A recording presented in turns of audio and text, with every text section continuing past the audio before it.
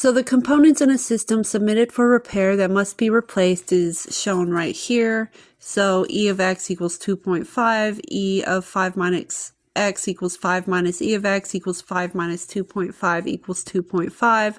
Would the repair facility be better off charging a flat fee of $85 or else the amount of 150 over 5 minus x? Note, it is not generally true that E of c over y equals c over E of y.